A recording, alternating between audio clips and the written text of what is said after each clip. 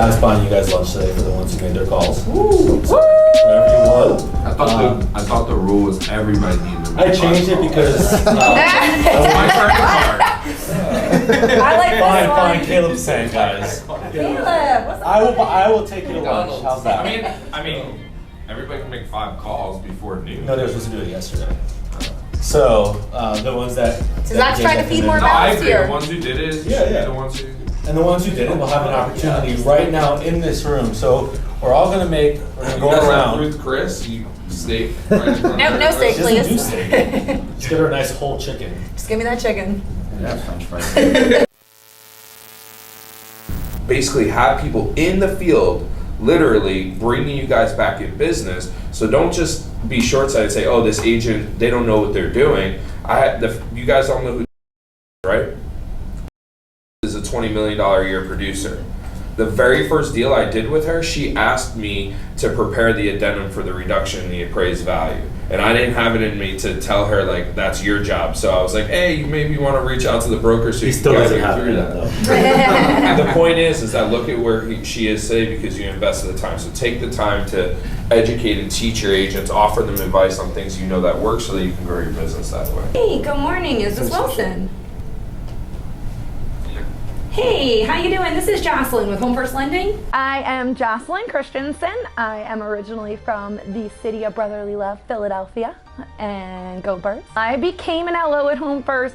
It's a funny story only because I didn't even know what a loan originator was, and I actually were working with Zach and Christian in my previous job, and they kind of recruited me over here to come work for Home First Lending. So they gave me their best sales pitch. Clearly they're great salesmen. Here I am, no regrets, and I do know what a loan originator is now. So we might be a little bit not in the market right now, but are you looking to maybe dive into any of the equity inside of your home? Because that could make sense. Why are you saying that it's not in the market right now? Well, right now we basically, yeah, so interest rates right now are in the 5s and 6s, so it doesn't really, it wouldn't make sense for us to refi you into the same rate, right? But maybe there's opportunity where you're looking at keeping around the same rate but pulling some equity outside of that home in order to use that for, if you wanted to purchase an investment property, maybe there's some improvements you guys want to do on your home. Maybe you want to consolidate some debt that you've got in your credit card so you have less expenses coming out per month. Some ideas to throw at you. So we're taking the time to call people within our database, people that maybe weren't able to be qualified at some point. And so it's not really like a cold call because you're picking up the phone and you're talking to somebody that you may have had a conversation with 6 months, a year ago, but they're in a better position right now. Maybe their credit score is improved, maybe their financial situation is a little bit better. It feels like a cold call because it's like, hey, we haven't spoken in a few months, but here I am. Speak for her later. Okay, that sounds good. When are you going to talk to her? And then if I don't hear from you, that way I can follow up. Well, probably sometime this evening. She's at work. Okay. I headed for a training, and then, maybe later tonight. Okay. If I don't hear from you on Monday, I'm going to follow up on Tuesday. Does that work for you? Sounds good. Awesome. Thanks so much for your time, Wilson. Have a great day. All right. Yep. Bye-bye. Bye. No, that was what was crucial, and I think sometimes we hold back because we're afraid we might be maybe a little too pushy and too aggressive. And obviously, you want to find that balance. But the second they get off the phone, your chances of, especially on a refi, like he's like, I don't know.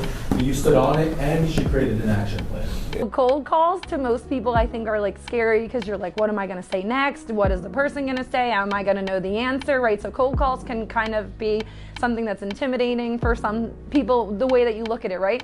But when I came from the broadcasting background, it kind of gave me a good jump into sales only because I'm talking into a microphone. Sometimes you're talking to no one at all, right? And ultimately you don't know what people's responses are.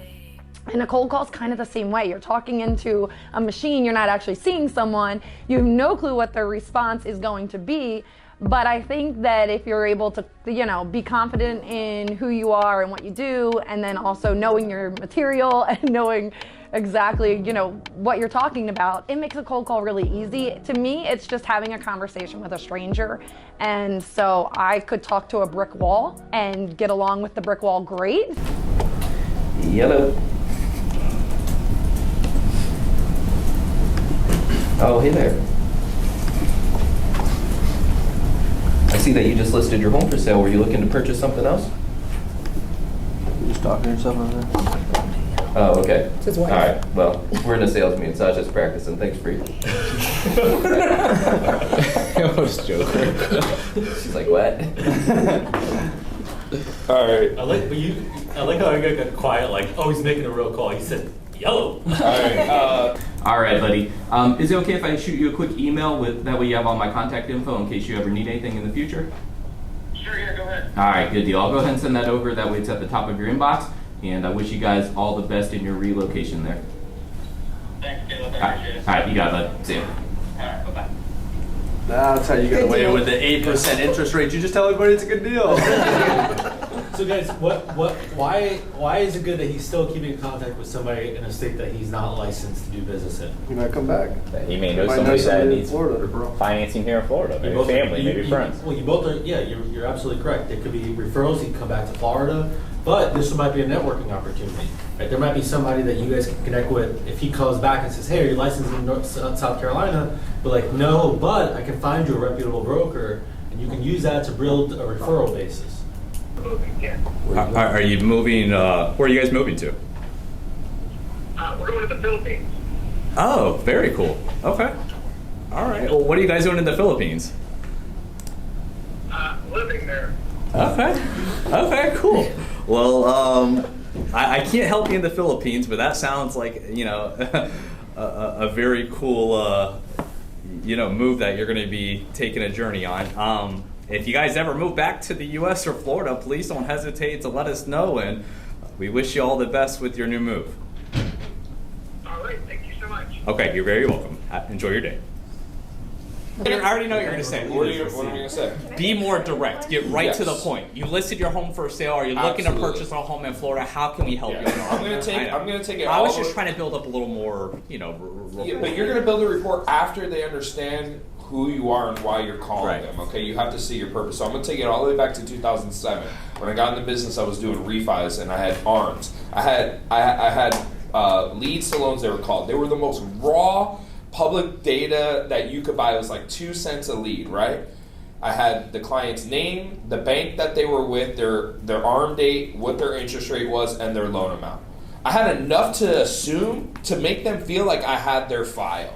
So it was like, hey, this is when Bank of America had a wholesale division, we were signed up with them. Hey, this is Zach Blesnick with Simple Home Funding together with Bank of America. I've got your file in front of me. I was giving you a quick call because I know that you're coming up on your adjustment date. I wanted to go ahead and work with you to get that taken care of.